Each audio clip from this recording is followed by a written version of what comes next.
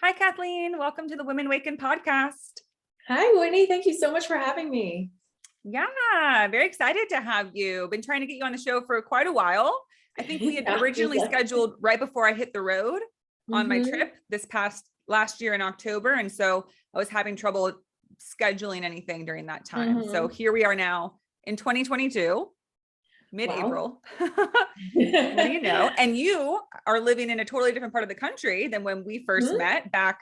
I think you and I probably met in 2020 or 2021 in Jessica's circle, right? Jessica Yes. Hadari, Mhm. you one of her queen teas or something like that, where many of my guests come from.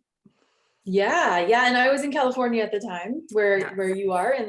And then, pandemic changed a lot for me as it did for a lot of people. So I'm in Maryland now, which is where I grew up. So a little bit of moving home to my roots. Wow. You grew up in Maryland? Yep. Mhm. Beautiful. It's really pretty in a lot of parts of Maryland. My dad's side of the family is from Maryland. He grew up in Baltimore, so I spent a lot of time there. Oh yeah, well, we were right outside of Baltimore, and I tell you, the springtime is so dramatic. Like I lived in California for 12 years, and I forgot like just how intense the springtime is because it goes from totally Yeah. like everything looks dead to like tulips and daffodils and everything Ooh, flowering, and there's yeah. spring in California, but it's not as drastic. So I'm Right. really enjoying that. How pretty. That must be beautiful. And this is your first spring. Yeah. When did you The move? spring being back, yeah. When did you move? Oh, when did we move? Late August, so September, pretty much Oh, of wow. 2021, last year. Yeah. Mhm. Yeah. Wonderful. Well, congratulations on the exciting Yeah, changes. thank you.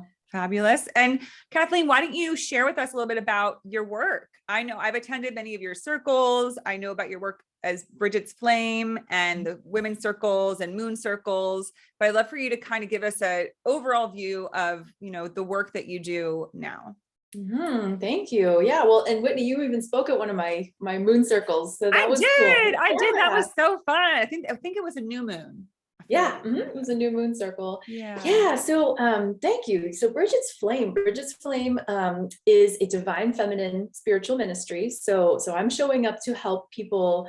Most of my clients tend to be women, but I'm here for people of all genders to deepen their spirituality by connecting with the divine feminine. So God as she, God as mother or goddess, or however you want to say that, right? And so I do that a couple ways. I have new moon circles that are gender specific. Those are for women specifically. But I also work one-on-one with people in spiritual direction, which is the word direction is a little bit of a misnomer because I'm not like telling you where to go in your spiritual life, but it's more like accompaniment. So it's a one-on-one conversation about what's happening right now for you spiritually and where you're being led and how she is moving in your life, right? And so that's one way that I work with people. I'm also a Reiki energy healer. And so I find that energy work can also really make it a lot easier and sort of empower people to take steps in their spiritual life and to grow in the ways that they're being invited to grow. So Wow. That's a lot. That's great. And yeah, do a you, lot of different things there. yeah.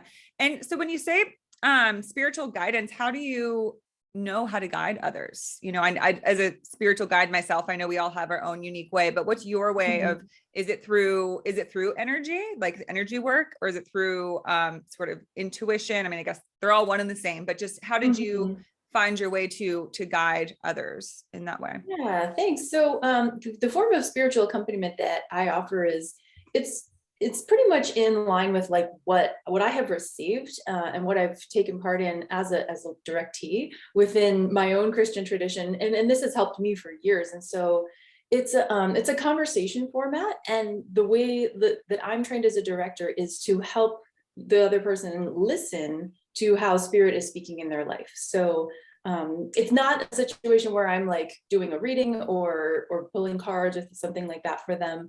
It's more sort of holding space for that sacred listening and entering into that deep in knowledge that is within them, right? Like helping the person access their own intuition. And here it's kind of like there's a third chair in the room is one way to think of it. And spirit is in that third chair. Actually, it's mostly online, so spirit is in a third Zoom box, right? Like on our screen, and the spirit is the real director of the session, right? So we're listening to how spirit is moving together. So it's actually, the method is actually called non-directive, because the person's inner wisdom lives in them, right? So I'm here to hold the sacred space for that. Fantastic. Yeah. Well, thank you for sharing. Well, you do really unique work in that you have a specialized background, a unique background that is religion based, right? Yep. So I would love if you could share your story with us, Kathleen, about sort of your roots in that and how you grew up sort of in the Catholic faith and how that sort of transformed into what you've created now and what your beliefs are now. Yeah, thank you. I'm gonna take a sip of water. Yeah, go for it. Sorry, asking lots of questions, so take all the water you need. Yeah, that's a story. Well, it's really my life story, right? It's really been my one of the central journeys of my life, I would say.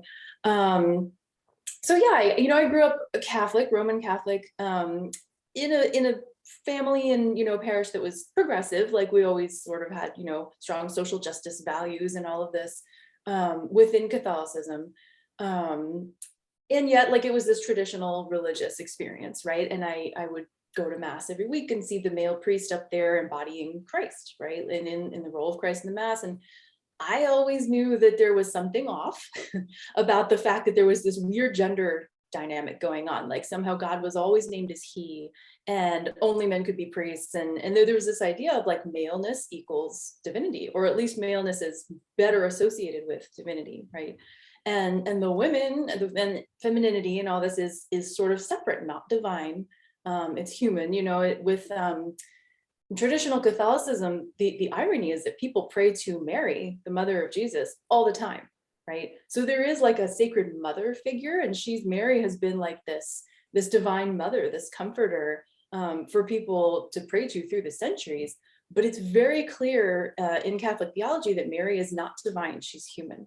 So there's this, like, we're just asking for her in her prayers and her intercession, kind of the way you would ask your grandma to pray for you, right?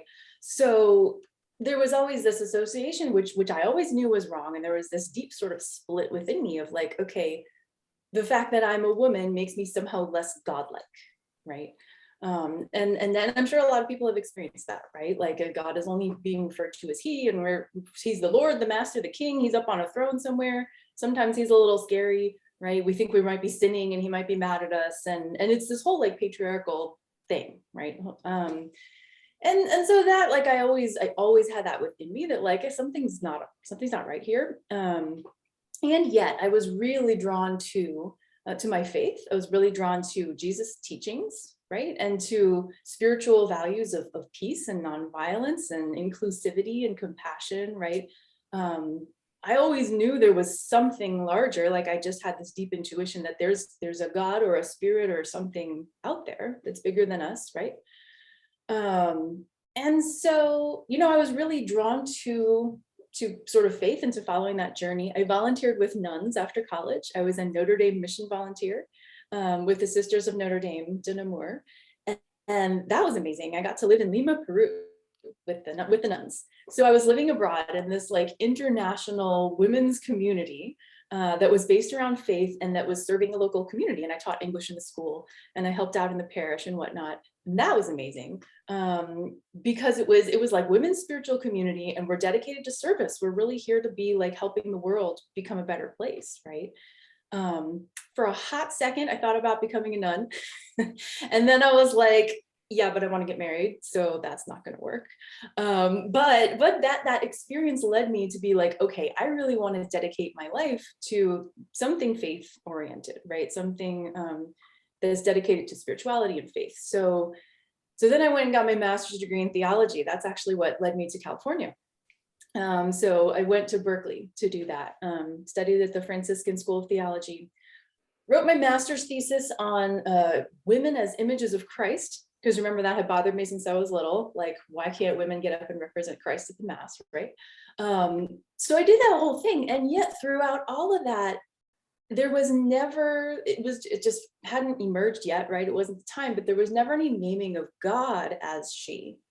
Like, that was the thing that hadn't happened yet, right? Like, I could sit there and talk Catholic theology and social justice and women's roles in the church and priesthood and all this thing, but I had not I had not had an experience of God God herself as mother, right? And so a couple things happened after I graduated from my master's degree in theology, and started teaching at a Catholic high school, teaching religion, running retreats at Catholic high school. And one thing was, I met Amma, who is, she's a Hindu guru who travels around the world. She's known as the hugging saint. And millions of people have met her around the world, and she's like, really well known and all this. And within her Hindu tradition, she's an enlightened guru. So she's a teacher, spiritual teacher. And she embodies the goddess. And this is what she does. She like hugs people, if you've ever heard of her. Yeah, you're nodding, Whitney. Like have you heard of Amma or met her? No? Oh my gosh, you have to follow her online. She's amazing. But she travels around the world, and she gives people this blessing, which is a hug. And it's like the simplest, most profound thing. And she dresses up as the goddess. So she goes into like goddess mode, and within this beautiful, Hindu, Indian like ritual and ceremony and all of the music and everything that's around this, right? So for one, I had this amazing like cross-cultural experience, right, that I'd never experienced in that way. And the other thing, I was like, oh my God, she's sitting there being the goddess. And they chant, I believe it's 1,000 names of the Divine Mother, while she is hugging every single person who has come. Like, you take a token and you go up when it's your turn, and you get a hug from the goddess, from Amma as the goddess. And it was this profound, I was like, wait, you can do this? Like, you can have, first of all, you can have a goddess. Second of all, you can have 1,000 names for her. And third, like, Amma is sitting there embodying her. Like we have that within us, right? We can all embody the divine, not just men, not just priests, not just whoever, not just anybody who happens to have a position of privilege, right? But Amma is there doing that, and like, she lives within all of us, right? So the goddess lives within us. And so, oh my gosh, like, I was sort of like, okay, this, this goddess thing. And then there was this goddess church in San Francisco that is still there, that is known as Her Church, herchurch.org. It's Ebenezer Lutheran. And I was like, and the building is purple. It's like, and there was this big banner that said, I saw it for the first time. It said, God loves all her children, or something. And I was like, I think I'm going to go check that out. And that became a foundational spiritual community of mine, where I really encountered divine feminine for basically the rest of the time that I lived in California. So she was, she was there. I feel like, goddess, divine mother was kind of there guiding me all along, but it was like, at a certain point, it was the right time for me to start referring to her as her. Because that's a hard thing for some people who are raised in Christianity, right? Or in some traditional religions. So yeah, I mean, she showed up when she showed up. And then it was like, okay, at a certain point, she needed to be front and center in my work, in my ministry, right? So that's kind of the backstory of how we got to me running Brigid's Flame. Yeah. Wow, that's a remarkable journey. And I love that you speak to it, Kathleen, because I imagine that you're not alone in your experience and your feelings and your calling towards this concept of the goddess. Because of course the goddess is ancient, and I think it's, innate with all of it, an innate knowing in all of us that that the goddess is eternal, and that we've been connected with her for a very long time, for many lifetimes, that we, worked with her and through her for a long time. Yet it's so detached now from our systems, as you spoke to. If you're in any traditional religion at this time, you're not going to really hear that sort of focus or emphasis on the goddess. And I think that it is hard for a lot of people to, to kind of find that understanding and connection with religion when they do feel like, but wait a minute, there's something missing here. I think there's a disconnect for a lot of people where I know for myself, I both of my parents, their parents were very religious, very strongly tied to the Catholic Church. My parents were not. They were very much like, check it out, take what you want, but we're not bringing that into the home in any sort of capacity. And I was always very intrigued by it, but I felt there's something about it that didn't connect with me. Because just like you, I of course appreciated the notion of the teachings of Jesus, and some of the things in the Bible were so beautiful and profound. Yet there were other things that I just really was confused about, because it didn't, seem to resonate with other, concepts that I felt drawn to. Mm-hmm. And I think the more that we talk about that, the better, because, one thing that always has deterred me from religion is that, to me, it kind of speaks as if there was a time in our history where there was like an openness to connecting with God and, downloading and channeling God. And then it like closed, and now it's gone. And then there could never be anything since then, but it's not like with your work, it's that idea that we're always connected, not only connected, but it's within us. So Absolutely. we, the divine and the goddess speaks through us, works through us to this day, to this moment, infinitely. And when we embrace that, one, I think it helps us to be more alive and more in our own creative energy, but I think it also helps us to feel more hopeful and, engaged with life. Yeah. Oh, absolutely. Just the idea that like there's something, that aliveness is like still here, right? There's something still moving. And, sometimes when I taught religion, my students would ask about that, right? Because teenagers are smart. Like they would say like, wait a minute, so there was prophets back then, but not now, right? Like, like kids grab onto this, right? Like the idea that she's always present, spirit is always speaking, right? And she lives within us.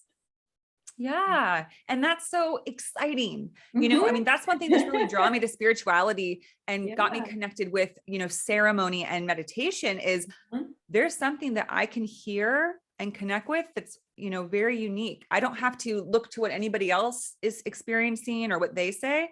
Maybe there's something I can find to bring forth that's, unique in my experience. And I think that, again, that helps people to feel more empowered and more enchanted about their experience of life, rather than disenchanted and disempowered, which I think more people feel. Yeah, right. Absolutely. Yeah, the idea that there's something like deeply sacred and creative and alive within each of us. And what you're reminding me of, Whitney, is actually some quotes by some like Catholic male theologians, but it's funny because they say like there is right thing. So like, I know I'm going to bring this in. Richard Rohr is actually one of my favorite contemporary theologians. He's a wonderful Franciscan writer, and he said his definition of a mystic is exactly what you just described. It's like a mystic. We think of mystics as like, oh, somebody who like lives out in the woods and prays all the time or whatever. But a mystic is simply somebody who has a direct experience of the divine, right? Like the divine is not out there somewhere. God's not sitting up on a cloud somewhere, right? Up in heaven. Like I used to ask my students, like, okay, how many light years do you have to travel up to get to heaven? And they would think about that, and then they would laugh, right? Because it's not located out there somewhere, right? So a mystic is someone who has experienced that within. That's it. Right? Which could be all of us. Yeah, exactly. Or mystics. Everybody has access to. Yeah. And it sounds like that's sort of what your work is based around, is allowing people to see, understand, and connect with that concept that you are a mystic and life is enchanting and exciting and all of those things if you just kind of open yourself to it. Yeah, absolutely. Right. And discovering, for me, like I'll say, like bringing it back to kind of the goddess idea, it was really important for me to be able to refer to God as she in order to do that. Right. Because if like, as someone who identifies as female, like if all I was ever hearing is that God is he, well, then he can't fully live within me because I'm not a he. Right.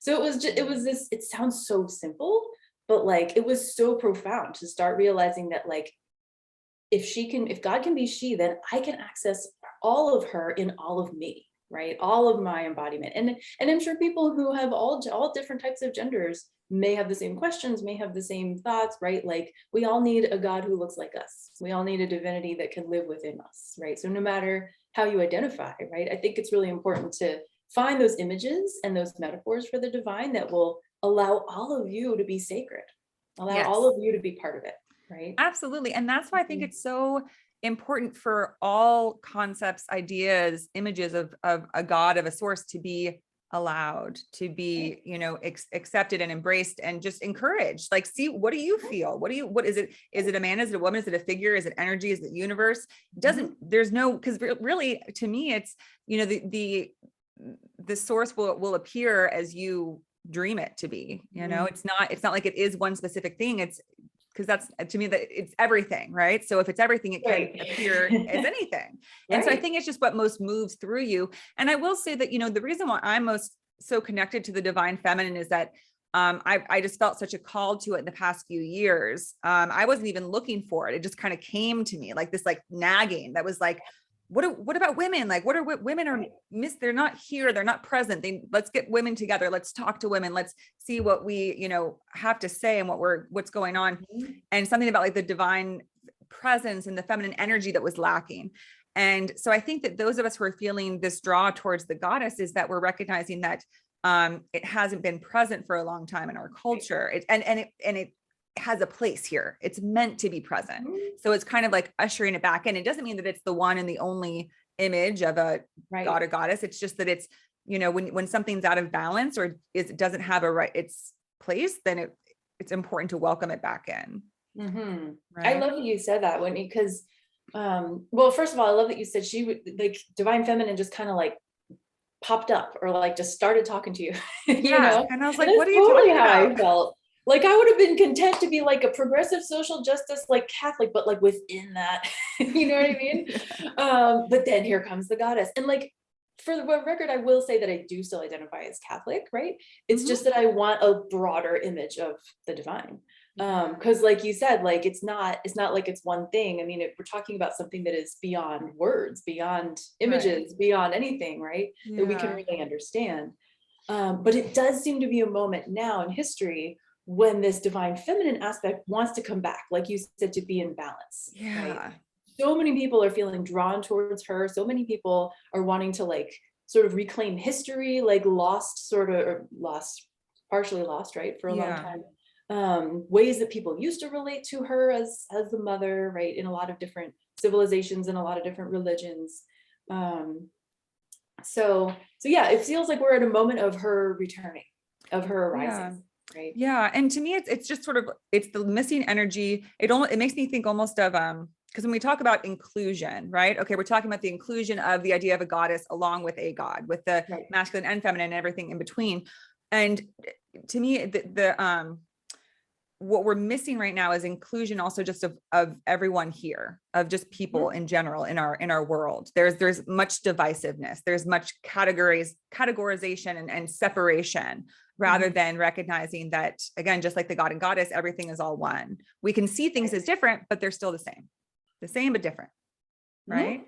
And both have a place. Absolutely. And so oneness and distinction can exist together, right? Absolutely. And to me, the goddess is the part that you know, that offers that says, hey, wait a minute, everybody has a place here. Right. Everybody has a place to be valued, to feel safe, to feel secure. And to me, that's needed because sometimes the more masculine energy is attached to the idea of structure and form and production, which we need. It's a great thing, but it can be sort of more, if you're only, you know, focus is structure, you might get a little carried away with division and growth and all of that and lose touch. So you need the balance. And it also makes me think of the concept of Christ consciousness, which, you know, is also, we need the divine feminine part of that, which is, you know, again, that everybody is loved and welcomed. Everybody is worthy of compassion and care and regard. Yeah. Oh, absolutely. Right. There's a huge connection between our images of the divine and our power structures in society. Like when you're talking about like who is included, who is welcome, who is valued, who feels safe, who feels secure, right? Like those of us, like the way that we have structured kind of our identities and our power structures in society is reflected in how we talk about God, right? Yes. So like even the fact that we usually picture Jesus as a white guy, Jesus was not white. Right? Jesus was a Mediterranean, Middle Eastern Jew. Like that's just one of those things that just sticks. It won't go away. It's just like absolutely, yeah. When was that? We made Jesus a white guy, right? So like, and same thing. Like we image God as that which we find most powerful, and then so we have this old white man sitting up on a throne who's like a king, right? Like that's who's had power in our society. So guess what? Those folks have made God in their image, right? And then what do? We look at that and we say, that's what divinity looks like. That's what sacredness looks like. That's what's holy and sacred, right? And oh, everything else must be less valuable, right? So when our images of God, like it sounds, again, really simple, but it acts on our imagination, it acts on our subconscious, right? So when we start to say, oh, like God looks like this, then everybody else that doesn't see ourselves in that, we start to say, oh, well, am I less worthy? Am I less godlike, right? And it leads us to reinforce patriarchy, white supremacy, like economic inequality, all this stuff. It seems quote unquote justified because, oh, well, that's God's divine order of things, right? Because we got an old white male God sitting up on a throne, right? So this is why when we bring back the divine feminine, and like multicultural images of God, like all the different images of the divine, right? We start to bring back our ability to value ourselves, to value and include everybody, right? Yeah. Everybody, to include everyone in that sacredness and that holiness. Right? Yeah. And that to me is when the real transformation happens as far as our experience of life.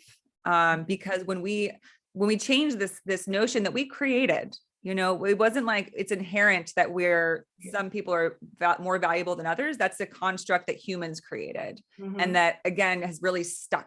It's really been like just more and more enforced.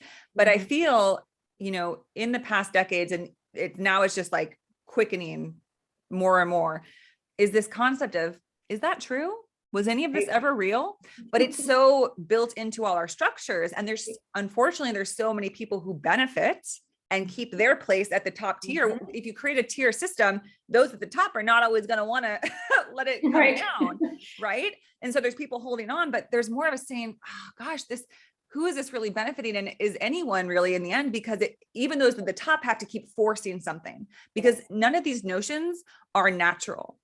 Any system that creates a hierarchy or, you know, that some are more valuable than others is always going to be forced, because it's not true. And to me, that's what the goddess is. It's a knowing that everything has its equal and inherent value and worth and place. No different, but none above the other. And I feel almost, you know, there is something to those who established the ancient religions did a lot to sort of bury other information that wasn't so convenient to keep certain ideas in place. And that's to me what's coming back now. And, you know, I've actually talked to a lot of people who, you know, when I told you that I feel like I got this call towards the divine feminine, something that kind of that would come to me was, it's safe to talk about this now. Yes. Because in the past centuries, women have been killed at millions for trying to speak to things that were not, again, convenient, that people didn't want to come out, or that people labeled witchcraft or whatever it is. Really, it was just trying to bring up what was buried. But it's different now. You know, yes, you can still get ridiculed, or, you know, people might have not agree with you, but you're not so much going to get, you know, stoned to death, or, you know, whatever it is. We can speak. It's safe now. And I kept hearing that when I started getting pulled to create Women Waken and do these things. It was like, this is the time. It might still be challenging. It might be hard, but gather together now, because it's okay. It's ready. It's time now, which is really exciting. You know, it is really so we're exciting. alive at this time. And that all of us, those of us who feel this call, I think it's because it's time to come through. And I think this is when the real change can happen, because I think there's so many people, Kathleen, kind of like yourself, that they're yearning for something different. There's concepts, and I believe religion is sacred, and that I don't believe in sort of, you know, tearing things down. I just believe in allowing for people to evolve and grow. Right. That's one of the problems that I've historically had with religions and other structures, is when they don't allow for change. Right. When they don't allow for it to evolve and grow, because to me, life is change. Life is growth. It's always growing. So, you know, I think that's at the time where we're at, where people say, well, you know, my religion is so important to me, but something doesn't feel right.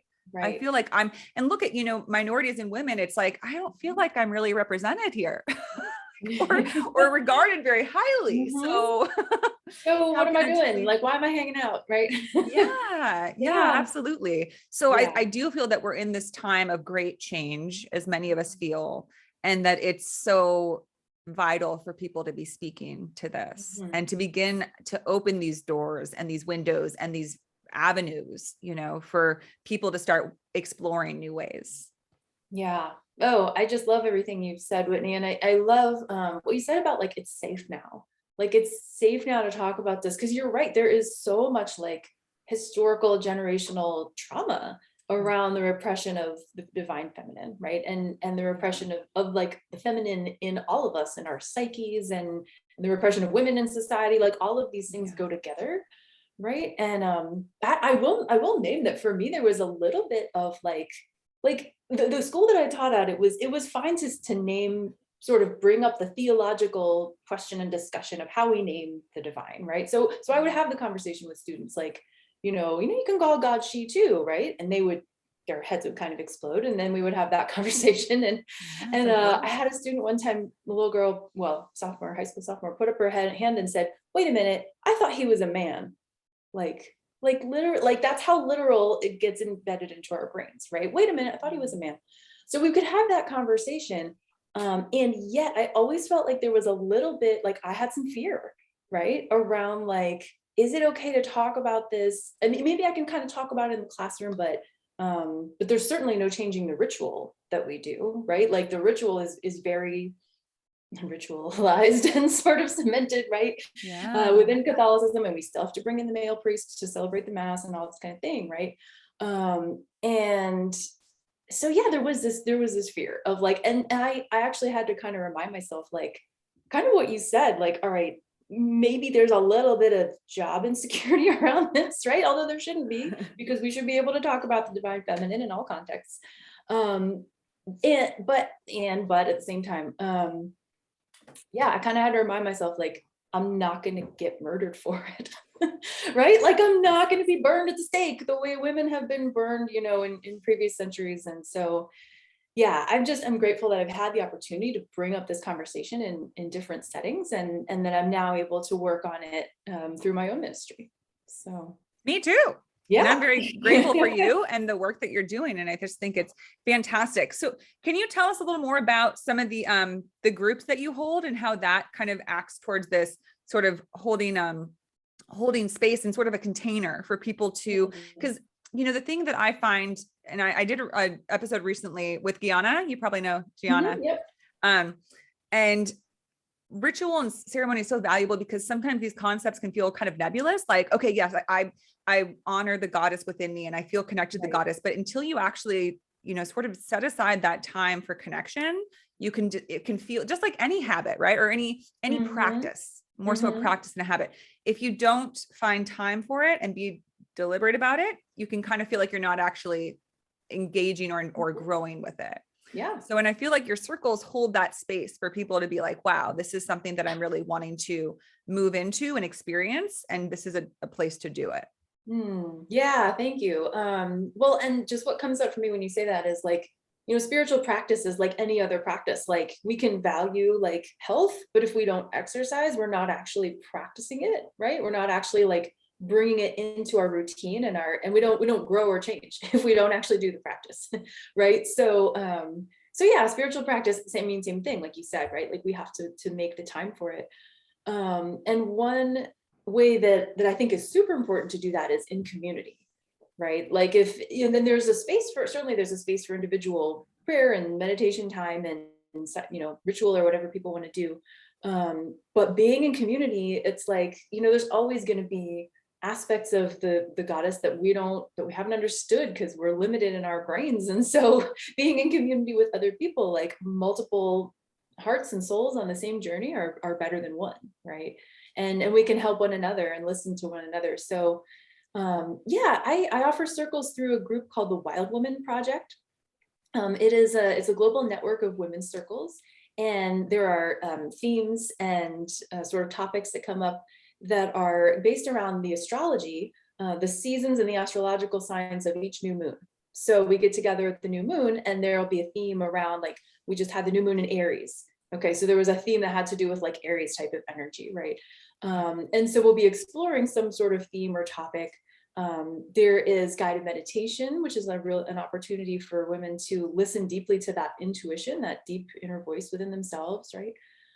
There's some journal time and there's sharing time, and we get to go around and hold sacred space for one another to speak our wisdom, right, from within us. And I find that, and we do some ritual intention setting as well. So like setting an intention, like here's what's coming up for me. Here's what I intend or pray. Some people call it a spell. Some people call it a prayer. Some people call it an intention, right? But you're naming out to the universe and being witnessed by your sisters in the circle, that which you are calling in for your life, right? So that can be really powerful. I mean, I find that the naming it out loud and the being heard is a really powerful way to speak into being what is coming up from your inner wisdom and that which you wanted to draw into your life, right?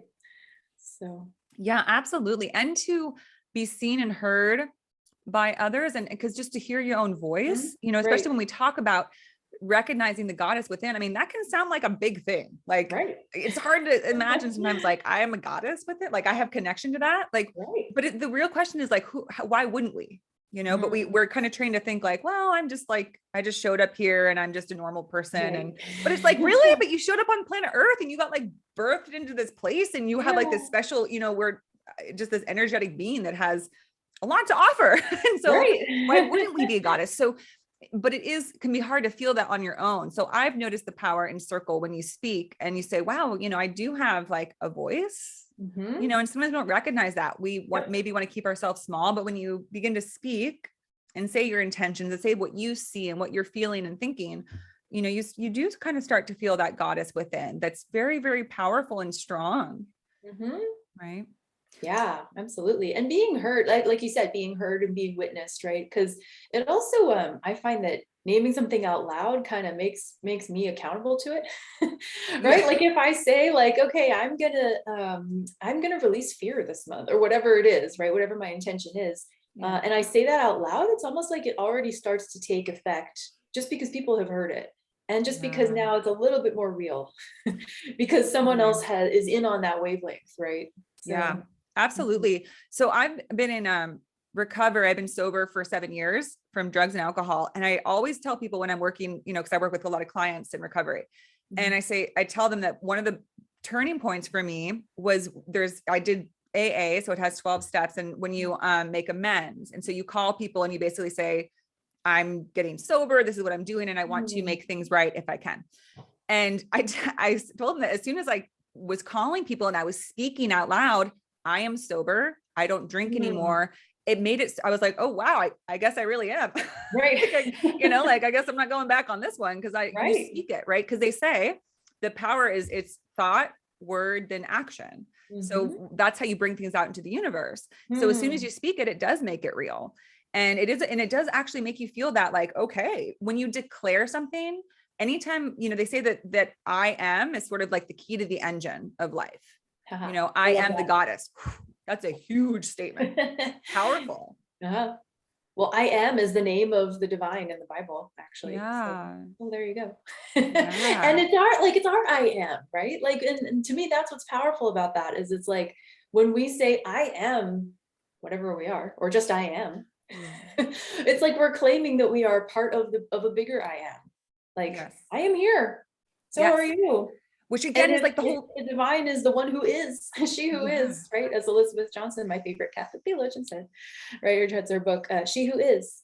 That's the divine one. And we are part of that. And so we have the ability, like you said, to sort of claim and shape for ourselves how we participate in that, how we participate in her life, right? Yeah, absolutely. And so again, so wonderful when people are facilitating this. And, you know, I think that it's so great that people can jump in and join your groups who maybe have no idea about this or how it works. So they can kind of get this introduction and dip their toe in and begin to have this experience. Cause, you know, I feel like, you know, we have a collective consciousness, right? So the more that this idea, like, I feel the reason why it came into my consciousness was because it's existing right now, right? There's a lot of women who are feeling this way. And it's like, it just kind of like seeped into mine. And I was just like, wow, what is this? Where did I go with this? But I think it's because it's existing. Anything that exists within the collective consciousness can become a part of your consciousness. And, you know, and to me, that's why the shift that's beginning is, I see it as inevitable that because, you know, it's not just, we think that we're in charge of the universe and the world, but there is something bigger than us. You know, there's some at a collective level, but then also like a world level. The world itself is a being, you know, if you look at the planet Earth, we can call her she, a lot of us call it Mother Earth. She has her own consciousness too. And, you know, I think she's a little tired and frustrated maybe with us. I think she's starting to get more than a little frustrated. Yeah. And we're seeing I think that she's ready too. to, well, yeah, it was funny. Like, I mean, this whole pandemic has been such a period of suffering for so many of us, right? And what one image that came to me like right at the beginning was like Mother Earth is sending us all home to our rooms to think about what we've done. Like, you know, which and I don't mean to make light of that, but it definitely felt like there's just come this time where we need to pause. Like we need to pause and we need to think about our relationship with the earth and with one another, right? Yeah. Like we're sort of being called to that moment of realization of consciousness. Right? Absolutely. It's kind of, and I think I talked about this in a show recently, but it's sort of like it's a collective dark night of the soul, because they'll say that a dark night of the soul is literally when you're sort of acknowledging the shadow part of your life, where you're asking, am I truly on my soul's path? And it's that acknowledgement of like, oh man, maybe I think I've kind of gone down a different path than I'm really intended for. And it's that, you know, sort of come to your knees moment where it says, do I want to keep going that way? Or do I want to really look at who I am and what I believe my destiny or my work or what my calling is. Right. And I think that, you know, sometimes life and the universe, whatever you want to call it, will assist us in ways that we might not have wanted. Often it can be an injury or illness that happens all the time, because what does that do? It slows us down. It stops us when otherwise we want to keep going full force, full steam ahead, nonstop, working. And it gives us pause. So, you know, this pandemic gave us pause, all of us. And that's huge. And I think that's why we're seeing this succession of shifts and changes. And now nothing's ever going to be the same. And we're going to keep changing because it's time. It's just what it is. Nothing can go on forever. Life is ever changing. And we're at the end of one era, but that in between can be very confusing and chaotic, which I think is what we're going to be seeing. The in-between. In-between times. Yeah. Which is always unstable. It's like having one foot in what you knew and the other foot in like discovering what's next. And that can be unnerving because, you know, new is always a little bit, can be scary. Right. Kind of like leaving your old job to go start a goddess ministry. Yeah. Like that. Totally. Yeah. And how is that? Well, tell us about that. Like, how long did it take for you to, cause it's unique, right? Like, and I'm kind of in this period where I'm an established therapist, but I have this calling towards something more sort of, you know, really strongly spiritual based and more about like bringing women together and speaking to these topics. And, but I'm like, how do I make living off of that? I don't know, because it's not in the formal structure. So how did you sort of find your way to, you know, really being able to finance yourself and find that security in this calling that was a bit off the beaten path? Yeah, thanks. Well, that's been a big part of my journey during the pandemic, actually, and starting sort of before it. And it's so funny to me because one thing that I'll name around that is like, you know, the teaching and retreat leading job that I had at a Catholic high school really worked for me for a long time. And it was funny because it was like that was what was appropriate. That was where I learned so much, and I grew as a professional and as an educator and a retreat leader, right? And all this, and had so many wonderful experiences. So it was really funny that it was pretty sudden, like from like 2019 to 2020, I just started having all of this, like I was having dreams about like the moon and the, you know, churches and moons and goddesses and women, like all of this, you know, sort of divine downloads. And to the point where you can laugh at this, I sat down one day and Googled how to make money as a goddess priestess, thinking that nothing would come up. But where do you go first? Google. Okay. But that just, to me, that says that the spirit can speak to you through any avenue. Spirit can speak to you through Google. Why not? She spoke to me. She actually popped up a retreat. It was like an event. It was in person, pre-pandemic, that Jessica Hadari was hosting. And so it was like this conference, and it was like women's spiritual business leadership kind of thing. And I was like, what? You mean that's out there? So I went to the conference, met Jessica, met all these amazing women, many of whom you have interviewed on your podcast. Like we've been in this circle together, right? And I was just, my eyes were this big. I was looking around going, you mean people do this? You mean people make money at their own? I had never imagined I would start a business. Nobody in my family has their own business. Like it was not a thing. It was like, you just work for somebody else and then you're financially taken care of, right? And that was just the model that I knew. And so I heard like a friend around the same time talking about like starting her own business as a therapist, and something clicked. Not that I'm a therapist, but like the mention of one's own business, something clicked in me. I was like, yes, like I just got this intuitive hit of like, that's it. And then I was like, what the hell? Like, you mean what? Like, what are you saying, intuition? Like, I do not know how to start my own business. So anyway, that was, I literally like, Goddess guided me through Google to Jessica's circle. And so I've been working, on building a model that's going to be sustainable for a spiritual ministry. Actually, I was explaining this to my parents, and my dad said, well, is it a ministry or is it a business? And I said, it's a ministry that's structured as a business, because I don't know any goddess institutions that are prepared to pay me a salary and benefits to do this work, right? So it's for especially I think for Christians or for more traditionally religious people, it's like, wait, that's not a business. It's putting together the spiritual and the business aspect can be hard, right? But anyway, yeah, long story short, there, like you said, the universe will assist us. There were other factors also during the pandemic that not only my sort of like burgeoning dissatisfaction with my job and wanting to like move to my next professional step, right? Not that there's anything wrong with the school, it's a wonderful school, but really me wanting to sort of take this step where the goddess would be front and center. And then all of a sudden, like there were other factors in my life, my husband's life, things that were going on for us that were like, okay, we need to move and sell our house in San Jose, California. And we sort of discerned that we were going to end up back here in Maryland. And with that shift came a sort of different financial situation, to the point where, right, because like California housing is different than Maryland housing, to the point where I do have a part-time job. Yeah, right. So it's like it created space, right? It's like I'm able to work on this ministry. I do have a part-time job right now in addition to the ministry, but and my husband kept his job. And so it was like, there can be room. It was like the goddess kind of, did all of these things that felt really chaotic and felt really like my entire life felt like we spent a year moving practically, because we sold our house and then lived with family and relatives for a long time and then drove across the country. Anyway, it felt really chaotic, but we have ended up with space. Like I've ended up with room in my life to do this. And so I appreciate that you're talking about that in between time, right? Because that's where I feel like that's where she's emerging. And if we, in the moments when I'm able to trust it, which is more and more these days, it's not every day that you're able to be like, all is working out. Julian of Norwich, all shall be well. Like, I just need to like paste that on my wall, right? But yeah, it's like the more we can come back over and over to trusting the in-between times, right? Trusting kind of that something new is emerging from the chaos, the more she's able to guide us in that, right? Yeah, absolutely. And I always think about, a concept that I heard sort of about faith and trust is that, whatever you think of as source or spirit, it has a eagle eye view. It sees like the whole thing, and it sees how everything comes together. And all we see is our one little spot. And we say, this isn't working out right now.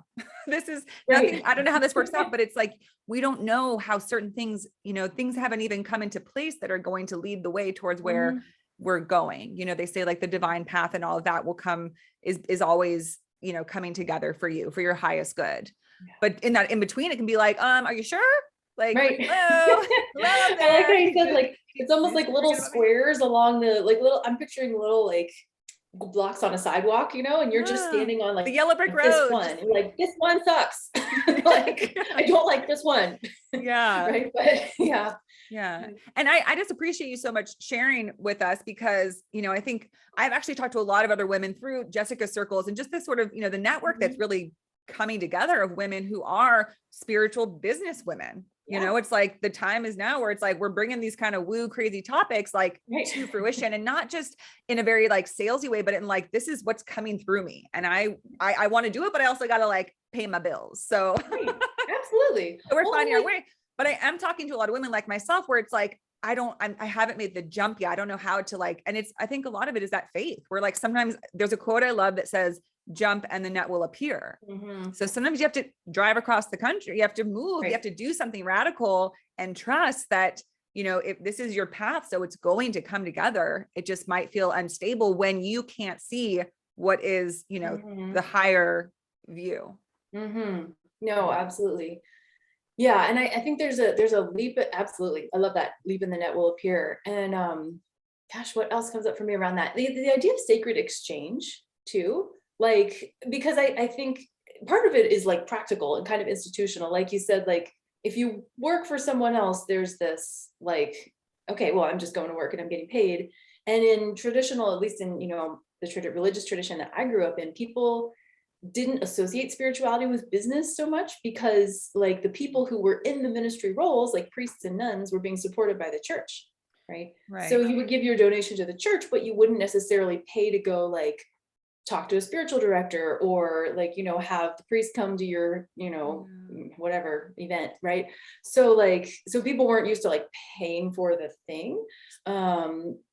But I think what you're talking about and what we're bringing back is really this idea of like sacred exchange. Yes. Like if all we do is because I'm not, you and I are not being supported by institutions right now, right? And if all we do is give and we don't receive, we dry up. We're going to run out, right? Yeah. Like energetically, physically, financially, right? So there's this idea that like we have to allow the divine to fill us up, and that's the only way we can keep pouring out.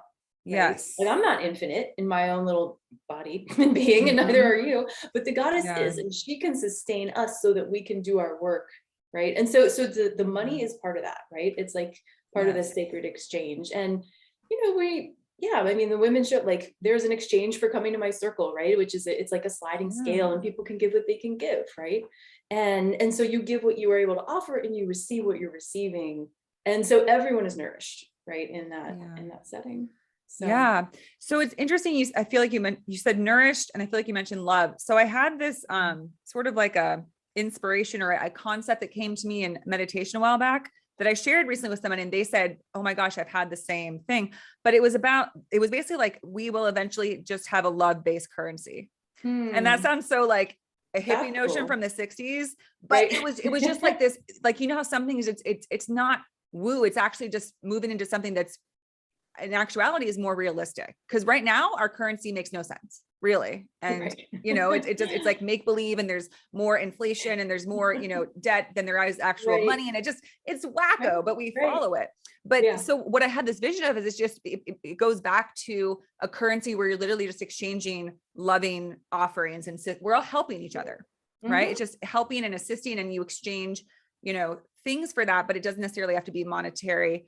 It just came to me like a love-based currency. And I shared that with a friend, and she said that's something that like more, this gets a little esoteric, but like if you believe in like alien beings and species on other planets that are more evolved than humans, that have developed more loving, realistic, sustainable ways of living, then that's what they have, is a more I'll call a love-based currency.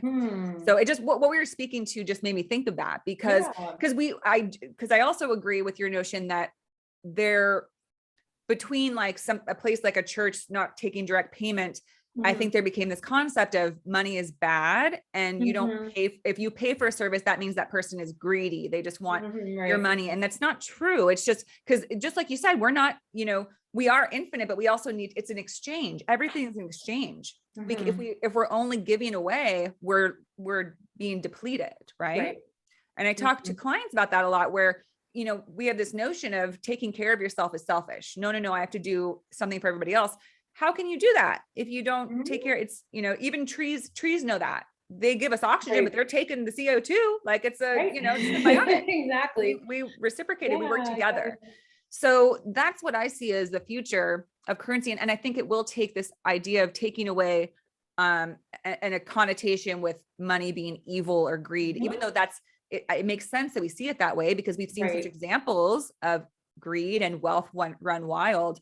But again, there's a balancing that's happening. And when we see that, I think our notions about all these concepts like money and love and sex and relationship and power and these things can shift, because none of those things are inherently bad, but we've decided they are because we've seen really contorted views of them.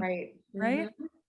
Yeah, no, absolutely. And I've had to do a lot of my own kind of unlearning of some of those sort of inherited beliefs, right? Around like, I'm doing spiritual work, like it shouldn't, like, how can I charge money? Oh, I just want to like give all my love away for free. And it's like, well, yes, and like I do need to pay my bills, right? Yeah. And We do live in a physical world. We may be spiritual beings, but we're having a physical experience, right? So we need to like, we still got to like, sleep and well, and the drink other water. thing right. And the thing I've heard about that too, that I also really like is like, there's a danger, I think, for those of us who do spiritual work of like falling into this martyr complex, like, oh, it's all me. I'm just going to give everything and save the world, right? And like none of us can save the world individually, right? Because we're not the goddess, we're a piece of her work, right? Yeah. But if I say, oh, I don't need your money, I'm just going to give this away for free, it's almost like I'm saying to the other person, you have nothing to offer me, right? Yeah. Like, and they do. That person has a lot to offer me just because of who they are and their, in their divine being that is within them, right? So it's actually like, when I heard that, I was like, oh wow, like it's a way of honoring this, that there is a sacred exchange happening. This person is valuable. They have value to offer, and so do I, right? And so we're gonna have an exchange here. It's not about just me kind of going out and saving the world, right? So Yeah. not in a like do it all on my own kind of way, right? Absolutely. Absolutely. I love it. That's the exact notion that I've felt drawn to. Yeah. So one thing I would love you to elaborate on, Kathleen, to your work specifically is, so Brigid's Flame. Can you share a little bit more about that specifically? That seems to be, so that's like the name of your program, right? Or like your website, it's on there. So what is that? Because to me, that thing makes me think of like Irish. Like that kind of, is she an Irish goddess, or what is Brigid? Yes, thank you for asking. What is her flame? Tell us about her. This is one of my favorite topics, as you might imagine. So Brigid is she is a goddess. She was the ancient pagan goddess of Ireland before it became Christian, one of the many pagan gods and goddesses of Ireland. And she was the goddess of the sun and of fire. And her role was to wake up the earth after the winter and to bring back spring. Right. So that's why her holiday is celebrated on February 1st. It's called Imbolc, and it's halfway between the winter solstice and the spring equinox. And that's when like in the Northern Hemisphere, you look around and you see like, wait a minute, maybe there's a little bit more. It's like, it's February, it's not spring, but it's that moment when you can see the first signs of hope that spring is coming. Right. It's kind of like the pre-spring, when you can be like, maybe winter doesn't last forever. Right. And which is what I love so much about Brigid. It's like, she's like that moment of not even like when the thing is fully bloomed yet, right? The flowers are not out, the trees are not, it's not like what we have now in April, but it's that moment when you realize there's hope. That is like what so like draws me and speaks to my heart, right? And so that like, that's Brigid. She's a fire goddess. She's also a water goddess. But the thing about Brigid that's interesting is that when Ireland became Christianized, Brigid didn't go away. The people just started referring to her as a saint. So instead of Goddess Brigid, she became Saint Brigid. And there actually was a historical woman named Brigid who lived in this town called Kildare in Ireland. She founded a monastery, which was actually for men and women, which is kind of interesting, right? And she was the abbess, so she was like in charge of the men and the women who lived in this religious spiritual community. And what they did was that the ancient priestesses of Brigid, of the goddess, had always kept a perpetual fire burning for the goddess, because she's a goddess of fire, right? And each priestess would tend the fire on a certain day. I don't know why, but they had 19 was the rotation, so 19 priestesses. And then on the 20th day, the goddess herself, Brigid, would tend the fire. So that was the legend. Well, when Saint Brigid started her Catholic monastery in Kildare, the nuns kept the flame of the goddess alive. So they kept tending the flame of Brigid in the Catholic convent. And that flame burned for hundreds of years, like uninterrupted in Ireland, in this monastery in Kildare. I think it was lost sometime around like the 16th century or whatever, but there is an order of Brigidine sisters today who relit the flame in 1993, I think. And so they have a Brigidine spirituality center there, and you can go there, right? There are these wonderful Irish nuns, and you can meet Brigid's sisters today, and you can see them there. I actually went there in 2018. They have this little candle that's on the floor in their spirituality center, and they were like, that's the flame of Brigid. I was like, cool, that's amazing, right? So the idea that like this, first of all, it's like she's the goddess and she's the saint, right? She is, she's a blend of the pagan and the Catholic Christian, right? Which is, I come from an Irish Catholic background, so I really gravitated towards that. And to me, Brigid holds this image of like keeping the divine feminine alive. Like that idea of like the flame burned in a Catholic monastery for hundreds of years, flame of the goddess, right? So she stayed alive under patriarchy in the ways that she needed to, as women have done throughout the centuries, right? And now it's time for her to come back. Now it's that moment when we have that, when he's like, yeah, now it's that moment when we have that invoke, like that little ray of hope, like, wait, the sun's coming back. Wait, winter doesn't last forever, right? Like that's the moment that I feel like we're at in history right now. So Brigid, I mean, she's the one who's like waking us all up to me, right? She's the one who's like, hey, let's bring back spring. Let's bring back the divine feminine. I have survived. I've been sort of hiding out, like staying alive in the ways I needed to, but here we go. Like it's time for the goddess to come back, right? So Yeah. She's my favorite. I love her. I love that. And because it truly, well, I think because it really does seem like that's the time that we're in, you know, we've gone through this darkness, we're going through it, but as you said, the darkness doesn't last. Right. It can't last forever. And, you know, I think every person has gone through dark times in their life where it felt like, is the light going to return? And can I survive this? Can I live through this darkness? Yep. And there's nothing like that first moment of that life coming back, the light returning, where you have that hope and you think, oh my goodness, I think things might be okay. You know, I think there might be a change, a turn happening, right? You know, and it's the most beautiful thing. And it just reignites this again, this enchantment and beauty of life where, you know, and then we're able to do things like bless the darkness, because without the darkness, we can't truly appreciate that emerging into this new era of light, you know? And then we see the cycles of life and the importance of everything, dark, light, up, down, all the dualities that, you know, dualities keep us apart, but they're also a unique experience in this life of, you know, we wouldn't know one thing if we didn't know another. Right.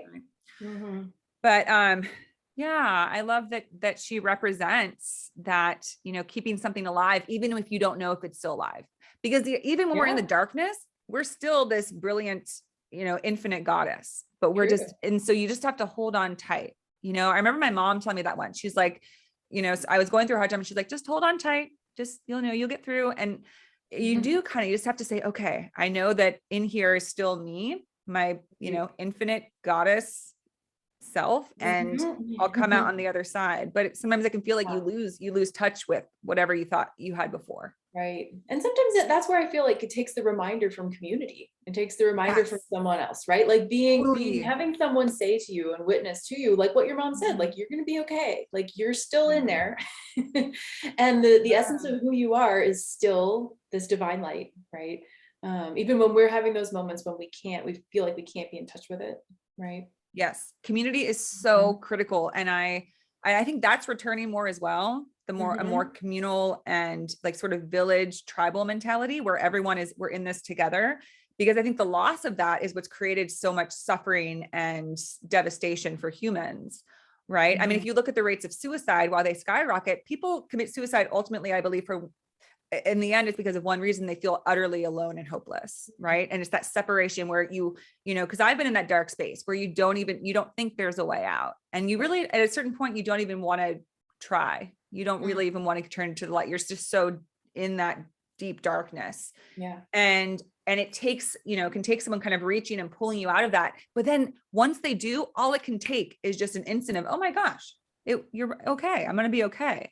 Right. You know, and I see that a lot in my work. And I see that the most when I've worked with teenagers, which is heartbreaking, because the scary thing is that for teens, you know, their life is still small and their concepts are small. So if something feels totally terrible, they can make rash decisions. But all it can take is like this, you know, a bringing to their awareness of, hey, you're going to be okay. And we're here to support you. And it's like, they suddenly, like a wilted flower, will just spark up when they feel like, oh, you actually see me. You actually hear me. You care, you know? So I think it's devastating that we've gotten to this point where these things happen so frequently. It just shows our level of detachment and division from one another. But when we recultivate that sense of we are all in this together, then Mhm. that goes away.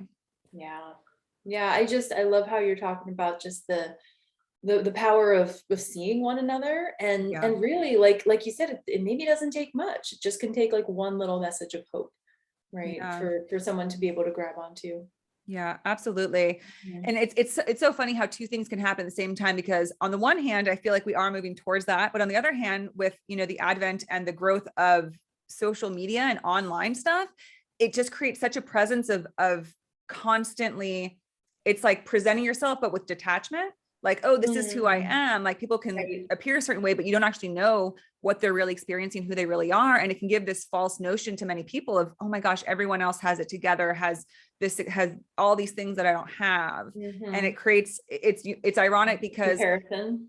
Yeah. what's that? There's just a Yeah. constant comparison. I Comparison. don't look like, my picture's not that good. Yeah, That person's picture. Right. totally. And it's ironic Yeah. because the internet connects us, but it also makes us feel so separate from and Mhm. divided from Yeah. others. Yeah. So again, it's interesting to have those both occur at the same time. We have that Mhm. working toward, but the internet is just a tool, and so is social media, that we decide how we use it, just like money, right? So it's Mhm. not inherently bad. We've just taken it to a place where I don't think it's doing us. I think it's doing us more harm than good right now, but that doesn't Mm. mean it can't change. Yeah. No, yeah, I like that you said it's just a tool, and yeah, I mean, as we are able to do more in-person things, I am like so looking forward to that, like having Yeah. in-person retreats and circles and all these things. Mm-hmm. And I see the real blessing and the benefit of being able to reach, especially as this sort of like divine feminine movement is like blossoming, Yeah. right? Being able to reach people from anywhere, and like have people who are absolutely anywhere in the world be able to participate and talk to one another. And Mm-hmm. so yeah, there's definitely blessings. There's also, I hear you on the, the dark side of social media and the Yeah. internet. Yeah. But Mhm. I think I just got this vision of, it's just about shedding light onto the darkness, like, because we don't want to be scared of it. I think that we don't Mhm. want to be too scared, like, oh, there's nothing I can do about this. We always have the power of transmutation, to take what is Mhm. and shift it into something else, always. Right. I like that. It sounds like And alchemy.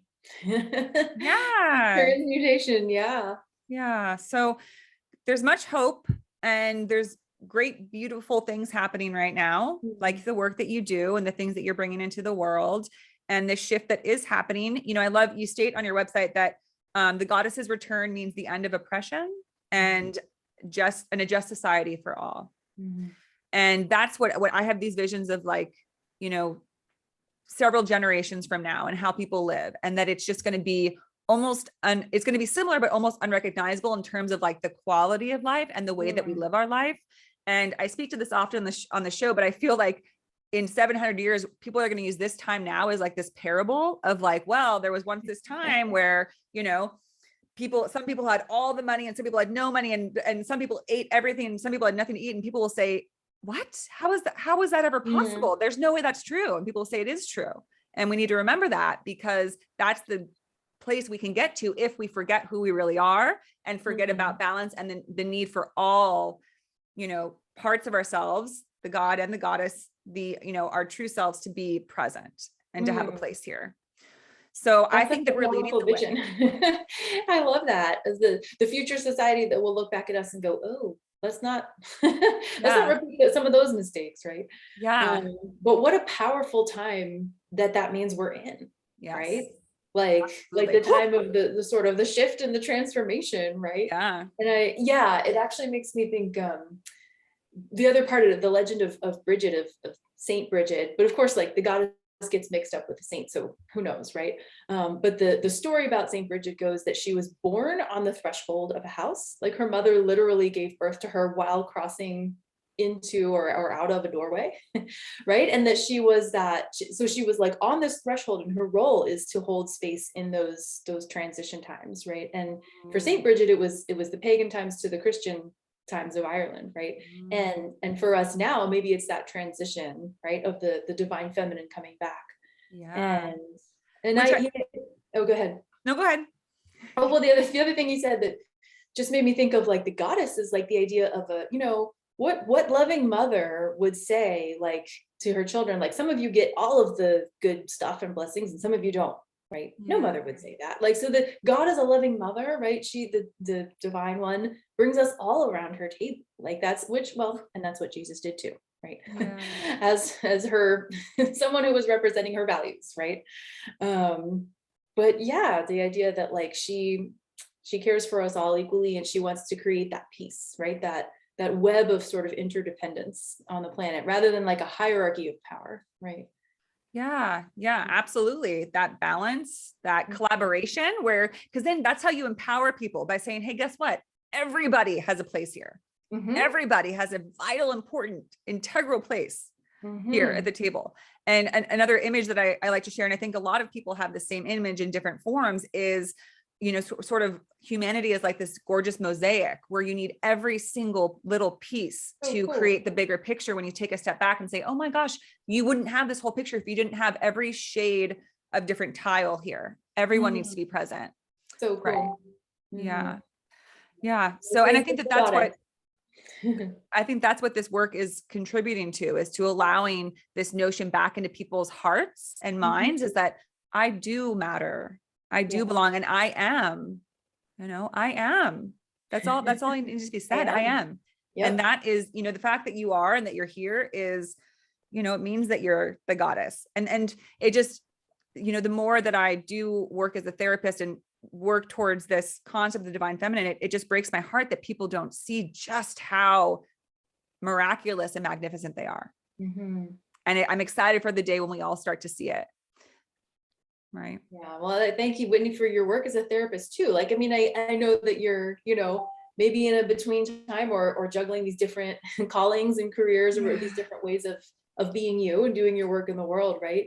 But what a blessing for someone to be able to sit with you and hopefully come back into touch with that beauty of their own life, right? Of their own being. Yeah, it's such a sacred experience and such sacred work, as you know, as you do, we're all doing this beautiful sacred work in our own way. And I also, I want to, kind of close with this, is that I love that you said earlier about Googling, how do I create a priestess? Is because when you said that, what I thought of, nothing is outside of spirit, nothing's outside of source. So it's not like, well, and I also would encourage that to anyone who's like, well, I don't think I want to be like a divine teacher, but I still want to contribute to this. There's nothing outside of source. You can be like a carpenter, well, there goes back to Jesus, but you can design tables, because maybe that's like going to help people who are going to, like everybody has their own, and also like create beautiful tables. Like that's a master craft in itself. So there's nothing outside of source. Anything can be done through your through spirit, through source, in divinity, because that's everything is. There's nothing outside of it. So I just wanted to point that out, because I think people often think that, like, well, I have to be like meditating all day, every day to be sacred. No, you just have to be listening to that inner calling, be connected to that inner self, connect with your inner God or goddess source. Absolutely. What is that saying? Like the world needs people who are fully alive, right? So like, do the thing that makes you fully alive, because that's what Goddess is longing to express through you. Right? Yes. I talked about that the other day on the show. That's one of my favorite quotes. I had like one of my first awakenings when I was like 24, and I was just going through this period. And I also thought of this because I Googled, what should I do with my life? See, Google. I was like, I don't know what to do. Like, Google, tell me, where can I go? But I got obsessed with quotes because it inspired me. And I actually discovered this place. I was living in Seattle at the time. It's called the East West Bookstore. They have them all over the place. I don't know if you've been, but it's just a wonderful little spiritual bookstore. And I would go and look up quotes. And that was one of them. And the quote is, don't worry about what the world needs. Focus on what makes you come alive, because what the world needs is people who have come alive. Right. And it's true. Like, we don't want to be like, okay, well, I got to go do this. It's like, no, like whatever brings you to life, that literally is source. That's when you know that you're connected with source, because it's like, yay. Right. And that's the thing that you're supposed to be doing. Like, that's the thing that the world needs from you. Right. Yeah. And even if it's like, I don't know, like fixing people's plumbing, like if that's when you're like totally jazzed to do, like, then awesome, do it. And like, that's amazing, because I don't know how to fix my own plumbing. The world really needs people who know how to fix plumbing. like I'm happy to pay good money for that. At Sacred Exchange. Let's go back to Sacred Exchange. Right. Oh my God. I love it. I love it so much. Well, Kathleen, this has been such a fun conversation. Yeah, so beautiful. thank you so much, Whitney. Yeah, and I'd love to do it again sometime in a little while when you're established in your new place and can tell us more about, I'm sure, because I imagine your work will continue to evolve and grow, but it's at such a beautiful place and I enjoy your circles. And if people want to work with you, if they want to attend these amazing circles, whether it's for Reiki energy work, you sometimes hold circles for that, but also for the moons, the new moons, which is a fabulous experience. How can they find you? How can they join? Yeah, thanks. So you can find my website, which is brigidsflame.org. It's BRIGIDS flame.org. And I also have a meetup group for the new moon. So it's called New Moon Goddess Circle. If you're on Meetup, just search New Moon Goddess Circle. And you can search also on Meetup Reiki with the Goddess if you're interested in doing Reiki meetups. And those are open to all genders. So I haven't talked as much about that, but I do Reiki sessions, meetups, and teaching. In fact, if you want to become a Reiki practitioner, that's always open to all genders. And yeah, my spiritual accompaniment work is also available on the website. And if you do go to the website, brigidsflame.org, I'd love to share with you a free gift that you can download there. It's called 5 Ways to Connect with the Sacred Feminine Daily.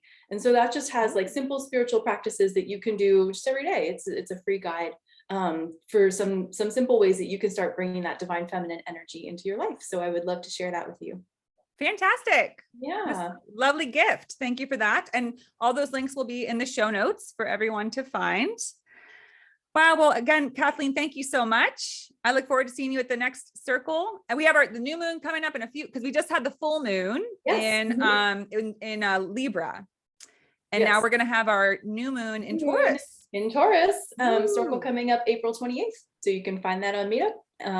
Or if you download the gift on my website, you can get on my mailing list and then you'll find out about it. Oh, cool. Everybody's got to jump on that. Fantastic.